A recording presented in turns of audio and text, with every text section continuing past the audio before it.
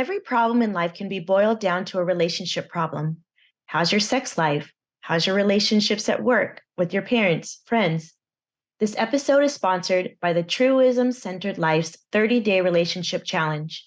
Check it out at truismcenteredlife.com. Rob's 30-Day Relationship Challenge is designed to help you feel more connected to those around you. It's a 30-day journey of self-discovery using resilience training and relationship psychology to help you feel stronger and happier with the relationships in your life.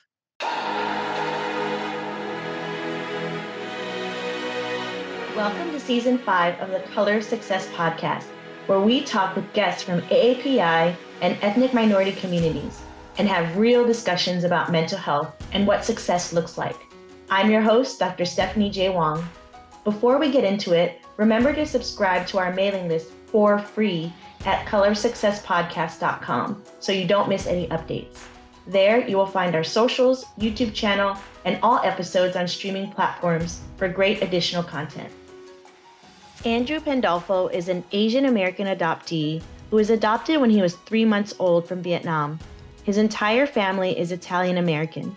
Andrew currently lives in NYC with his wife Liz and their French Bulldog Bear. As a professional, Andrew is in wealth management and volunteers during his free time at NAMI-NYC. Andrew, thank you so much for being here today. Thank you. First of all, I appreciate the opportunity to come on and share my story, but I do want to give a shout out to you. As I was just saying before, you are one of the most genuine people, one of the kindest hearted person I've ever met in my entire life. So I am so happy to come on here, be a part of not only your success, but a part of your story. So thank you so much. And it's truly a pleasure. So, well, wait till we meet in person. I throw my F-bombs. You'll really see that genuine nature of mine. But we connected on LinkedIn and we just hit it off right away. And we really dove into your family history. And so I'm wondering if you can walk me through your journey and your family's journey in terms of mental health. Absolutely. So I think the story starts with my origin. I was adopted when I was 2 months old from Vietnam. My entire family, like you said, is Italian American. I grew up eating spaghetti and meatballs. I grew up eating mostly Italian food. Delicious, by the way. Oh, the best. I can recommend so many Italian restaurants. I have so many of my mom's homemade recipes. And truly, I didn't feel that Italian blood in me until I got into high school when I asked my mom, hey, my very good friend, Jerry, he is Laotian, he's from Laos, and he had a massive rice cooker on his kitchen counter. We would go over there after high school. We would eat bowls of rice with soy sauce. Not the best diet, but I came home. I was like, Mom, we got to get a rice cooker. We have to. Like, it's so good. It's the best rice I've ever tasted. My mom was like, if you want carbs, I'll cook you pasta. I was like, okay, done. Like that was the end of the conversation. So yeah, my family is extremely important to me. They're one of the biggest influences in my life. It's one of the things I value the most in my life. And our mental health journey has been really significant. My Nana, who I care so deeply about, she used to pick me up every Friday after elementary school, hang out. She made a financial decision that went the wrong way. And the process of seeing her deal with that as her only grandchild was really tough on me. I saw a drastic change in her personality, and I knew something was really stressing her out around that same time. My father is a alcoholic. He is now 5 years and 4 months sober today. Amazing. So I am truly grateful for his journey and what he's been on. And again, it's another event in our family's life that we really had to come together and be a team to support each other and really get through that. So mental health is extremely important to me. I think it's one of the things I truly value. I seek mental health help myself. If it wasn't for the mental health professionals that worked with our family, that were able to not only hear my dad's truth, but my grandmother's truth and not Yeah. have any biases, I don't know where we would be. So they were really, truly like the glue that held our family together. Well, there's so much to unpack here, right? And, first off, we'll get into how you help others in your profession, your full time profession.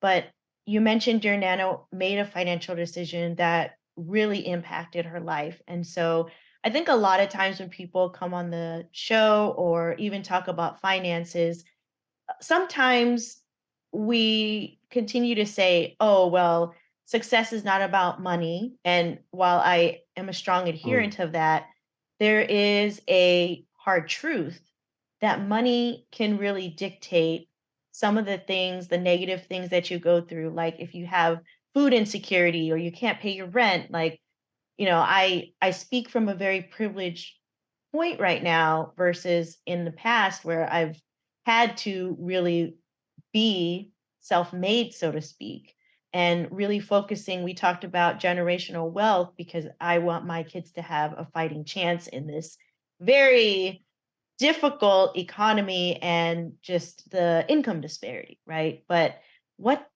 did that mean to you and your family when you were going through that?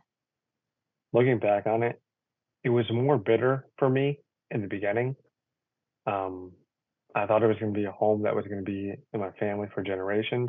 Mm, I thought my dad was going to inherit it, than I would. And I remember going there every Friday, like in the summer, and being there and celebrating and being a part of um, a different community than I was used to.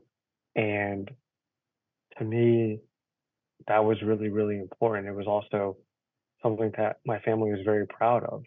So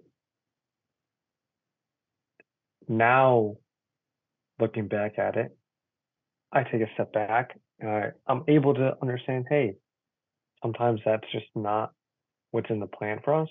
Sometimes things happen.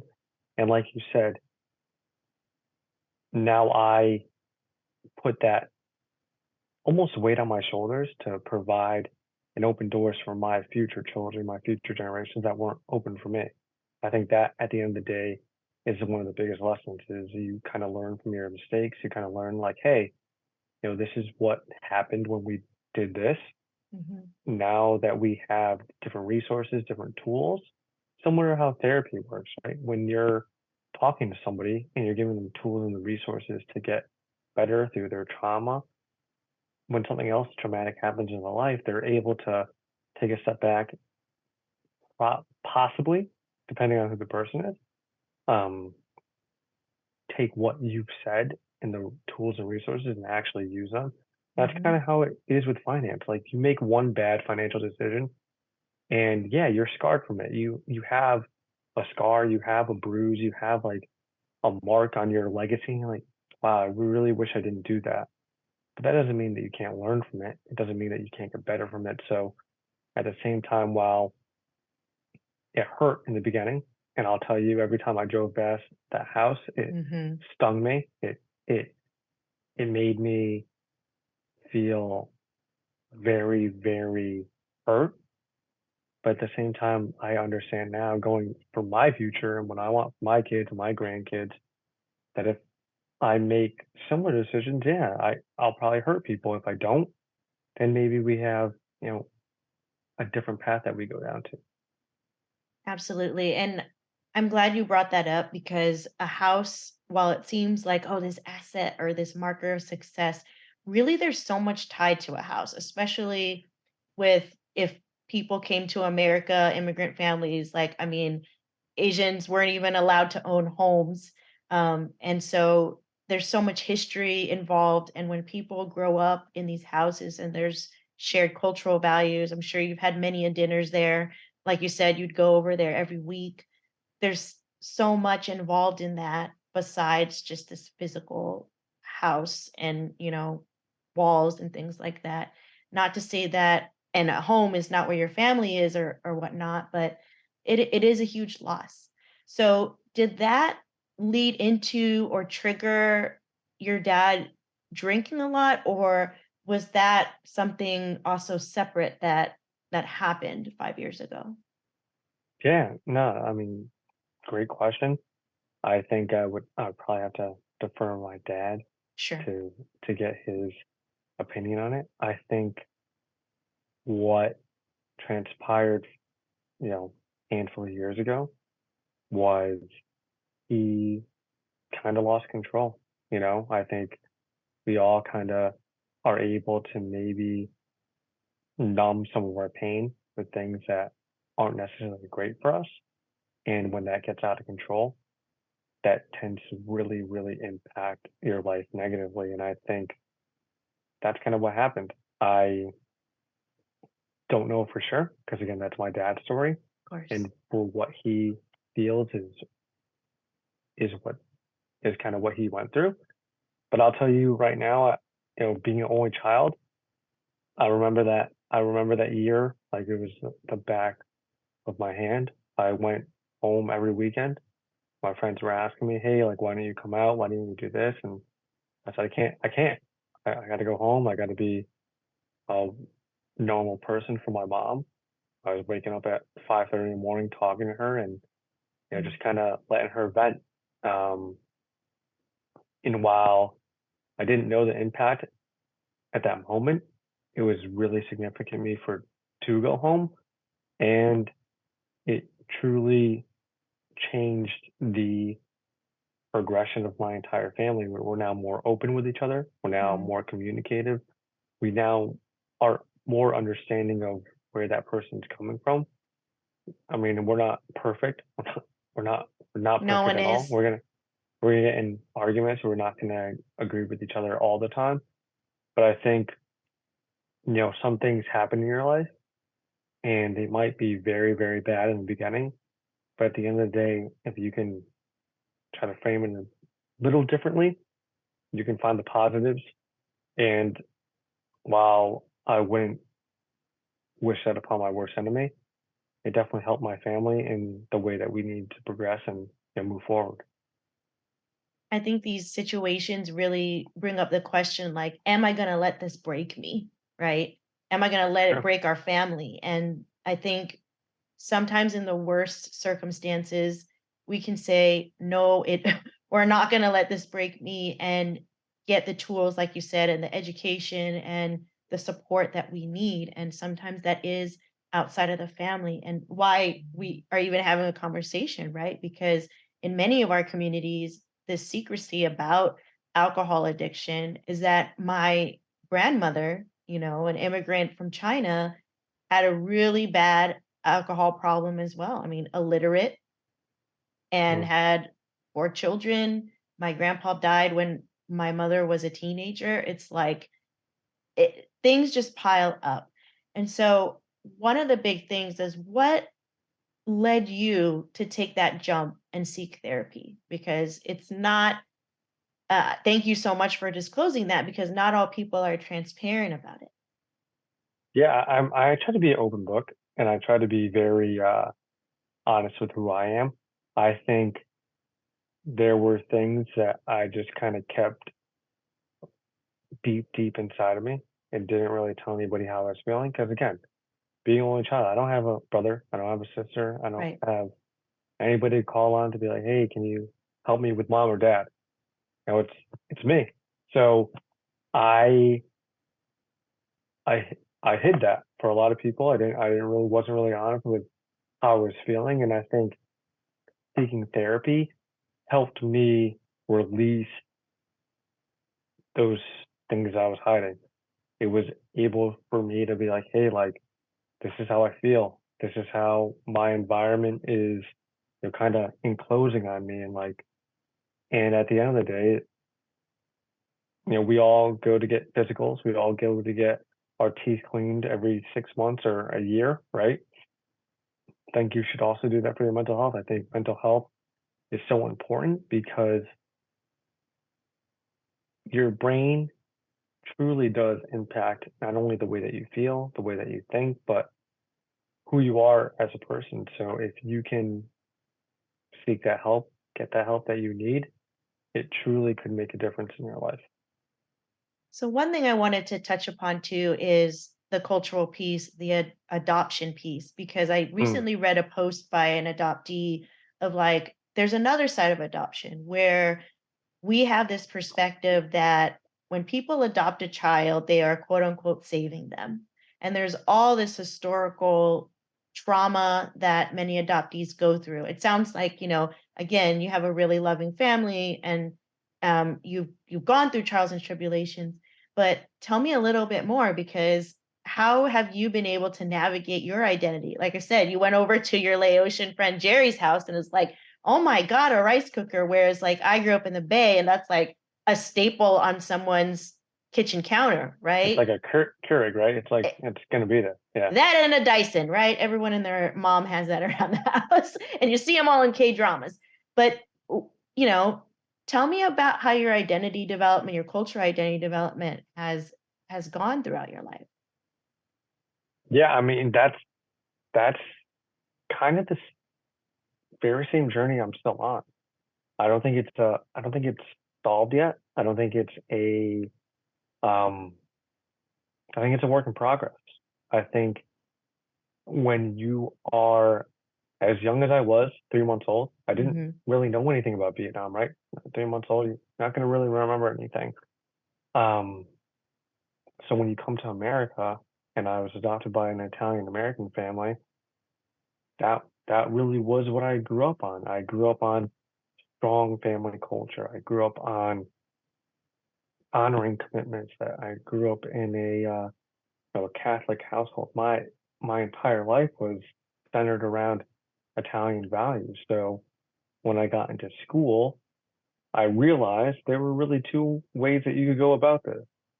You could either dive into that and make other people laugh and accept you, or Mm-hmm.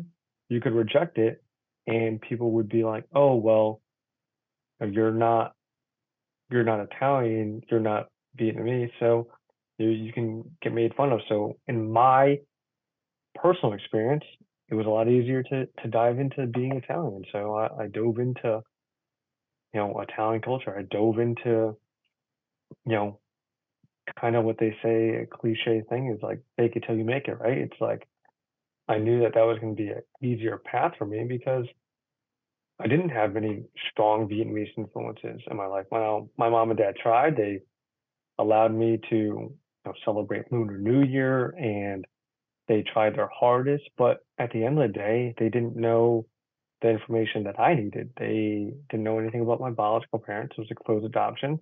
Mm-hmm. They they never went to Vietnam to go see me. The first time they saw me was off the plane when I came over here.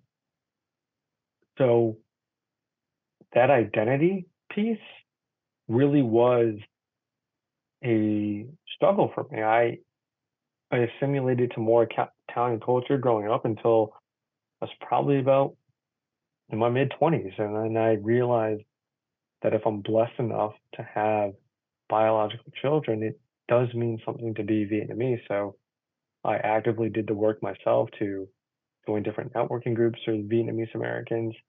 And while that helped a little bit, there was still that disconnection, right? Because my entire life I grew up with Italian people. Mm-hmm. Now I'm trying to assimilate to Vietnamese people who look like me, but I didn't have the same upbringing. So it's kind of like you're a unicorn, right? You have this massive horn on your head. Don't really fit in with horses, but you don't really fit in with zebras. So it's kind of hard for you to actually fit in. Every problem in life can be boiled down to a relationship problem. How's your sex life? How's your relationships at work, with your parents, friends? This episode is sponsored by the Truism Centered Life's 30-day relationship challenge. Check it out at truismcenteredlife.com. Rob's 30-day relationship challenge is designed to help you feel more connected to those around you. It's a 30-day journey of self-discovery using resilience training and relationship psychology to help you feel stronger and happier with the relationships in your life. Navigation is hard. And I was like, yeah, become best friends with my husband and we'll invite you over for Lunar New Year and you can have your like full on cultural immersion. But I think there's this aspect too of trying to navigate culture. And the cool thing about it is that the Italian values that you described to me, I'm like, oh, there's so much overlap, right? Like being there for your family, honoring your commitments is what you said. And I think that those are really important, not only in specific communities, but overall, what hopefully we're trying to instill in our children, right? To Oh, like absolutely. love, hard work, and stuff like that. But I imagine that that is difficult because on the outside, your stimulus value is a Vietnamese man, and then the cultural upbringing is different in terms of, I mean, food is so huge, right? Like the food that we Yeah. eat is it brings you together, the dinners and all those things. So um, the other question that just popped in my head was, have you ever tried, and is it even possible to find your birth parents? Great, great question. And it's really I don't know because I came over with very limited information. My parents only know the province that I'm from, Cantho province, that's South Vietnam. And while I've tried to look for my biological parents, I think I'm gonna have to probably do the private investigator. I'm definitely going to do some different DNA tests Yeah. because you know what, Stephanie, it's kind of funny, not really funny, but it's kind of hard to like go to the doctor's appointments and like, hey, like, do your parents have any It's your family historical history. history of? And I'm like, I have no idea what you're talking about. I don't know. I Mhm. don't know my history.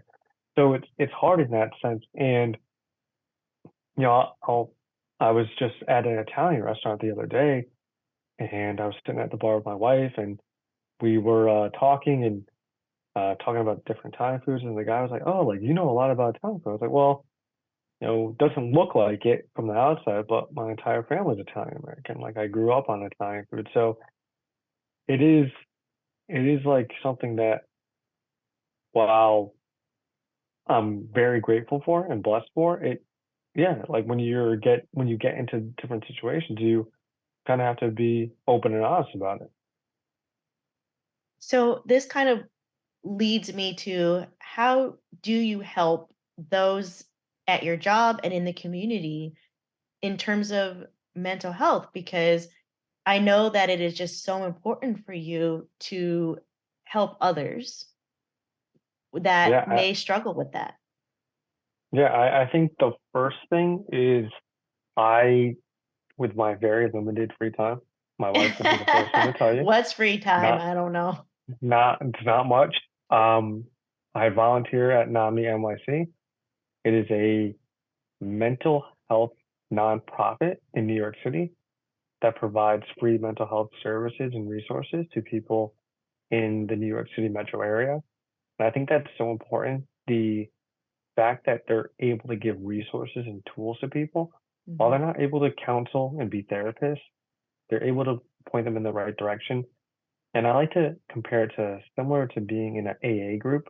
They have different support groups, whether you're a single mom, whether you're a alcoholic, they have different support groups that they're able to combine different people with similar experiences for you that you're able to sit there and again speak your truth and tell others like how you're feeling that actually know kind of what you're going through. And I think that's very, very important. The other piece of what I do is professionally, I am a financial advisor at Raymond James. I have a part of my practice dedicated to servicing mental health professionals. And I think it's a very small token of my appreciation to give back to a community. I gave a lot to my family. At the end of the day, I think mental health professionals are so selfless, are so active in trying to be a difference maker in different people's lives, whether that's getting another person to another day, another week, another month, or just another moment. I think that's incredible. So I try to help those people in my professional practice as well.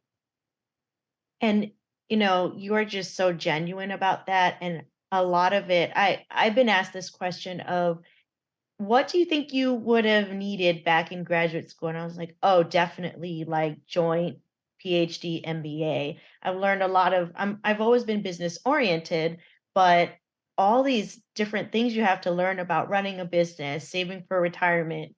I think I told you I read a whole tax book on solo entrepreneurship taxes when I was about to start the practice. So I'm a little bit, you use the term unicorn in that sense because I dive deep into that because I love deductions. And Who like, doesn't? Who doesn't? yeah, exactly. Who likes paying taxes? Not many. And so, I think it would be fantastic the more and more you can work with people and mental health professionals listening to this, but also just people in general, just to help them because like I said, finances, that's really tied to mental health. I honestly ask this from a lot of people, like, what does money mean to you? Because it's not just being able to afford XYZ, right? Like some people have anxiety about, like you said, losing it all. How do you, save for your children's, I don't even know if college is going to be a thing, Andrew, but like, how do you save for their education, or help them buy a home if you have those values. So No, I think you brought up a great point. It's that life is like ever changing, right? It's funny. My wife and I were contemplating where we're going to live, where we're going to put our roots down, where we're going to have a family, where we're going to, be a part of a community. And my mother-in-law was like, well, back in my day, houses were $90,000. I was like, well, sign me up for that. That's not what it is right now. So I think the the true benefit of understanding just having a good financial foundation, right? It's similar to a house. If you have a great foundation, you can build great bones from it. And that's the same thing with finances. If you have a good foundational understanding of how money works, how it works for you, it's going to drastically impact your life. And I compare it to, if you and I were in the same city and we're like, hey, we're going to go to this restaurant, we pull that up on maps or ways, they'd give you four different ways to get there, right? mhm, It's the same thing as finances. If you have different goals, there's not just one way to get there, it's different ways. Well, the beauty of finance is that we can show you the different turns, the exits, the roads to take to get you to your financial goals or to get close to it. And I think at the end of the day, with everything being very media centric, with bad news coming every day, it's important for you to understand, like, hey, at least I'm on track to still hit my goals. God forbid if the market goes down or we have another year like we did in 2022. yeah. Well, I always joke like, oh my God, I want to retire by 40. I have a magic number of like how much I need to pay off my mortgage. And I'm like, but I'm also very stubborn. And of course, like it's possible if I move to like you said, Wyoming. these but obviously congratulations, you got married very Oh, recently. yes, August. That's amazing. Congratulations to you and your partner. I mean, that's huge. And you're talking about like settling somewhere and roots and all those things. What are some of the values that you would want to instill in your children? Oh, oof, that's an amazing question. I think the first thing that my wife Liz and I 110% agree on is we want our kids to grow up with diversity. I think that's so Hmm. important to have different backgrounds, different cultures, different people around you. I grew up in a very suburban town, so did she. So now living in New York City, it's like, you go outside and you see so many different people with different nationalities and different backgrounds and different cultures, and you have the access to different foods and stuff. And I think, like you said earlier, you can learn a lot about people from the food, the culture, Hmm. the experiencing with them. So to me, that is one of the most important things. If we can do that for our kids, then I will be truly, truly happy.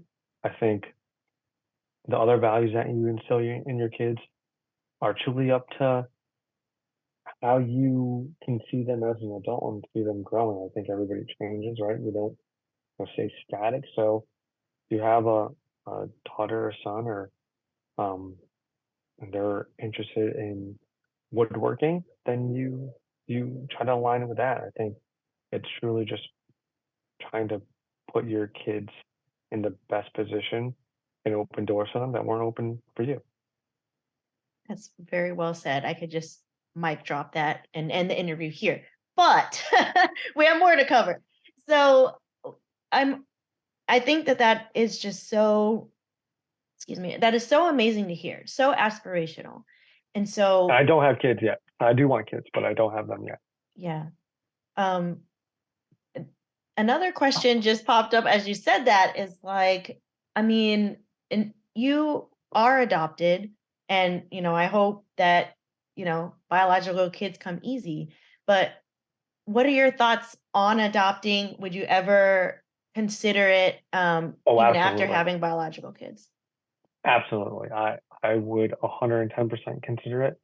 I would love to do what my parents did for me.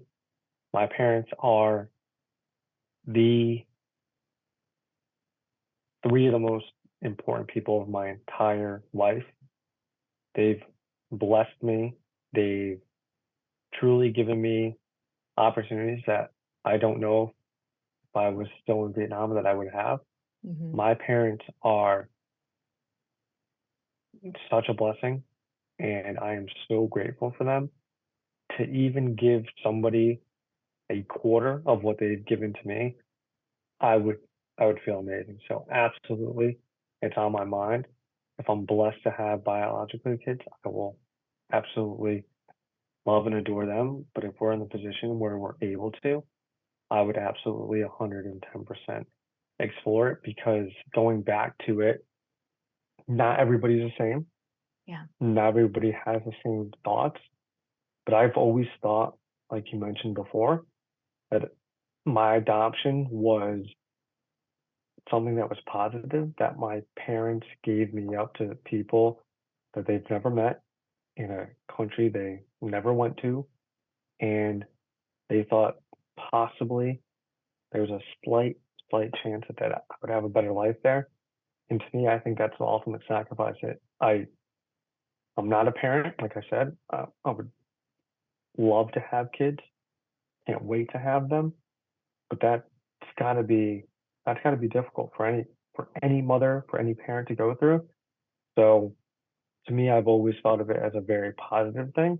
Mhm. While it might not have been, if I ever met my biological parents, maybe it was something that truly did traumatize them, and maybe it's not something that's positive in their eyes. To me, I think I'm exactly where I needed to be and where I'm most needed. So again, I'm blessed. Yeah, I mean, there's so many, and not to have the savior complex, but there's so many children who could benefit in these very loving environments if they've come from very difficult ones. Um, so switching gears a little bit, what does success look like to you? Because clearly you've had so much life experience that I'm sure it's changed over time. Yeah, know what? That's a great question. And somebody recently, a friend of mine, asked me what my purpose was. Hmm. I said, that's a great question. I truly don't know if I know my purpose right now.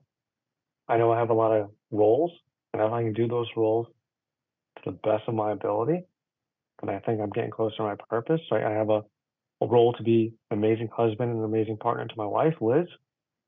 I have a role to be an amazing son to my parents, a role to be an amazing professional to the people that I help and I serve. And I think those roles continually add on as you experience more life. So hopefully when I'm, a parent, I have a role to be an amazing father to kids, You right? will So be. I don't think that it necessarily is static. So I think what measures success in my life, it could change. Right now, as a professional, I think it's how many people that I connect with that drastically improve their life.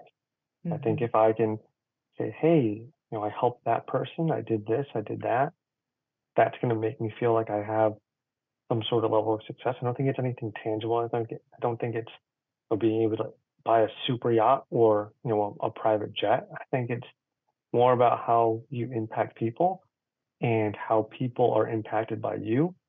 So right now, that would be my level of success. But again, if I am blessed to have kids and my kids are successful and they've opened doors that I couldn't even imagine would be opened if I were in their shoes, then I'm probably going to measure that by my success. So I love that answer. And I think one of the important parts I took away from it is it's not static. And a no, lot of people, as they progress in their lives, realize that the things that they've been quote unquote chasing are not the things that are going to fulfill them in the long term. They're great to have. Don't get me wrong. Like, I love going on vacation, love being able to, give my kids these opportunities. But I think in terms of purpose and meaning, there's something deeper than that. So, well, this has been amazing. And, I'm sure these conversations are continuing, as we become closer and closer. But where can people find out more about you and about all the work that you do in addition to, NAMI?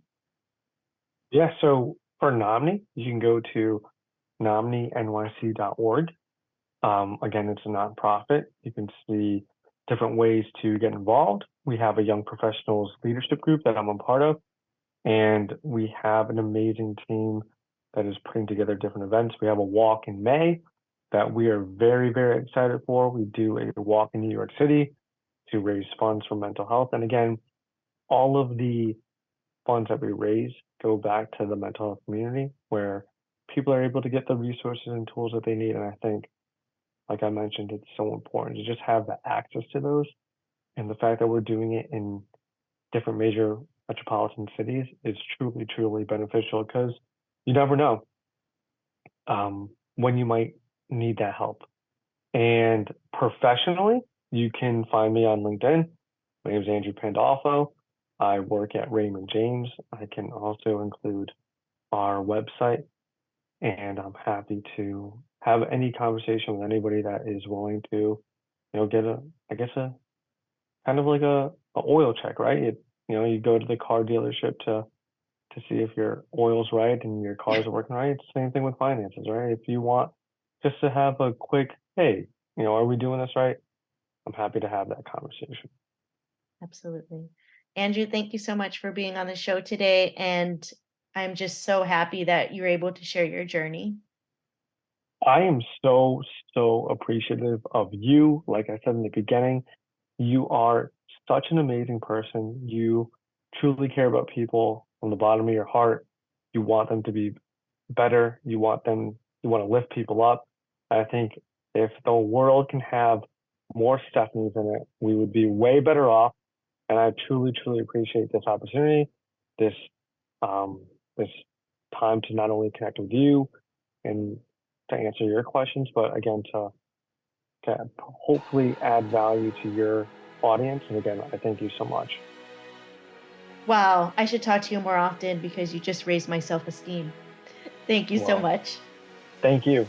Thank you for tuning in. Remember to support us for free by subscribing to our mailing list at colorsuccesspodcast.com.